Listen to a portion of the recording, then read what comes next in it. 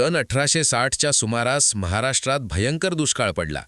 पाऊस पडेना, शेतात पीक उगवेना, लोकांना खायला अन्न मिळेना.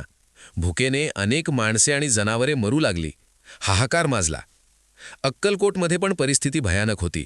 रोज लोक स्वामी समर्थांकडे येत आणि रडू लागत, स्वामी, आम्हाला खायला काही नाही, आमची मुले भुकेने रडत आहेत, आम्हाला वाचवा.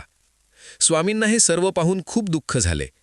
एके दिवशी त्यांनी आपल्या शिष्यांना बोलावले आणि म्हटले, गावातील सर्व भुकेल्या लोकांना उद्या दुपारी मठात बोलवा, सगळ्यांना जेवण मिळेल. शिष्य घाबरले. त्यांनी म्हटले, स्वामी, मठात फक्त थोडेसे धान्य आहे, त्यातून 10 लोकांनाही जेवण करता येणार नाही आणि गावात तर शेकडो भुकेले लोक आहेत.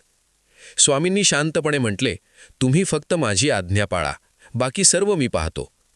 दुसऱ्या दिवशी मठात शेकडो भुकेले लोक जमले. स्त्रिया, पुरुष, मुले, वृद्ध सगळे भुकेने आणि कमकुवत. त्यांच्यात चालण्याची शक्तीही नव्हती.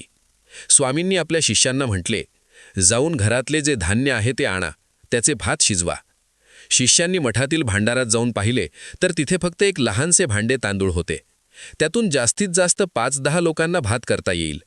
पण स्वामींच्या आज्ञेप्रमाणे त्यांनी ते सर्व तांदूळ घेतले आणि मोठ्या हंड्यात शिजवायला ठेवले. त्यांना मनातच वाटत होते, आता काय होणार? भात शिजला. शिष्यांनी हंडा उचलला तर ते अवाक झाले. हंडा तांदळाने भरून वाहत होता. जितका भात ते काढत तितकाच परत भरून येत होता. त्यांनी प्रथम लहान मुलांना भात वाटायला सुरुवात केली, मग स्त्रियांना, मग पुरुषांना. भात संपतच नव्हता. शेकडो लोकांनी पोटभर जेवण केले. लोकांना आश्चर्य वाटले.